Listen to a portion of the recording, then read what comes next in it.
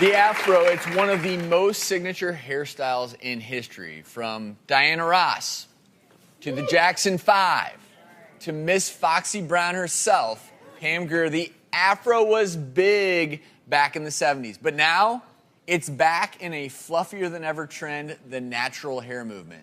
So we went looking for the biggest, baddest fro we could find, and it's all natural.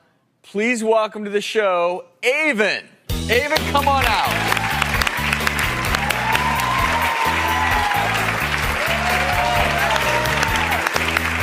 I want to hug you and mess your hair up.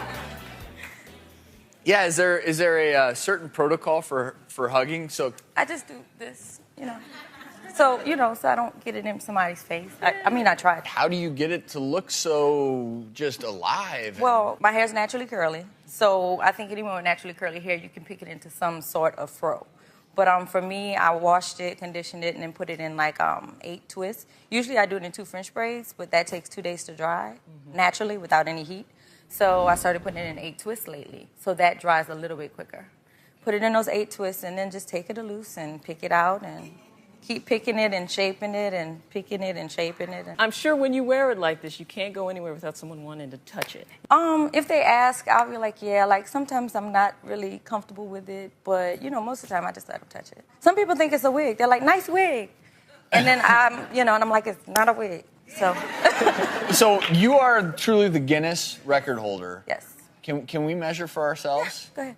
So what was your official measurement in the Guinness record? When Guinness did it, it was 4 feet 4 inches around. Because it changes, right? Yeah, like today it's cold in here, and your hair gets a little straighter, it flops, it does all kinds of stuff. So where should we measure from? Now, they just went around. Even I'm imagining in church or wherever that people get mad when you're sitting in front of them. I do not, for the record, I do not wear my hair like that, like this for church and for the movies and all kinds. No.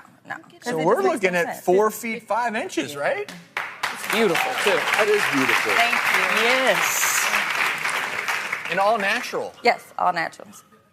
But talk about some of the health reasons why you decided to go natural. Well, I went natural because I was basically tired of the chemicals. For you who don't know, like when you get relaxers in your hair, permanent relaxers, you get these things called chemical burns. And basically, if you leave it in too long, it will burn a hole in your scalp and you end up with a scab on your scalp. Well, in order to understand what relaxers are really doing, you kind of have to understand a little bit about the hair and why it's curly. So there's keratin fibers that kind of line up and they're linked together by disulfide bonds. So what ends up happening is the more disulfide bonds a hair follicle has, the curlier your hair is. So what relaxers do is they come and they actually break apart those disulfide bonds, and then you're left with straightened hair. And so there was a study that linked relaxer use in African American women to a higher incidence of fibroid tumors, which are non-cancerous balls of muscular tissue that form in the uterus, but is actually the leading cause of hysterectomies here in the country. So I tell women, if you're going to get relaxers,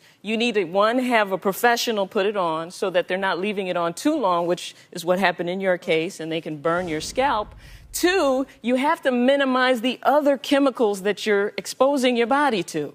And if you do those things, you're probably minimizing your risk of exposure to some of the chemicals that you're having. I think the lesson is use as few chemicals as possible.